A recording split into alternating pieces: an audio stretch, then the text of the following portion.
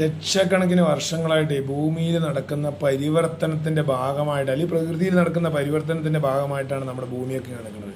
അപ്പോൾ ഇങ്ങനെ നിൽക്കുമ്പോഴും ഇപ്പോഴെന്താ ഇപ്പോൾ വയനാടൊക്കെ ഉണ്ടായിട്ടുള്ള പോലുള്ള ഭൂമിയിലെ പരിവർത്തനത്തിൻ്റെ ഭാഗമായിട്ട് നടക്കുന്ന വലിയ പ്രക്രിയകളിനെ നമ്മൾ വിചാരിക്കുന്നത് ഇതെന്താ പ്രകൃതി ദുരന്തമെന്നാണ്. ഇത് ദുരന്തമൊന്നുമല്ല. ഇതൊക്കെ സ്വാഭാവികമായിട്ട് നടക്കുന്ന പരിവർത്തനത്തിൻ്റെ ഭാഗമായിട്ട് നടക്കുന്ന കാര്യങ്ങളാണ്. ഇതിന് നമുക്ക് എന്താ ചെയ്യാൻ പറ്റുക?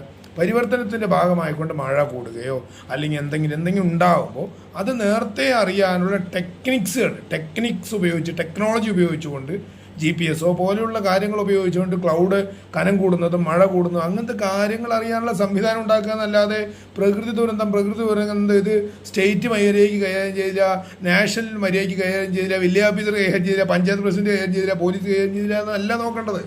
ടെക്നോളജി ഉപയോഗിച്ചുകൊണ്ട് GPS പോലുള്ള കാര്യങ്ങൾ, ISRO പോലുള്ള കാര്യങ്ങളെ കൊണ്ട് എല്ലാ പബ്ലിക്കിനും ഇതൊക്കെ അവൈലബിൾ ആവുന്ന സിസ്റ്റം ഉണ്ടാക്കിയെടുക്കുക.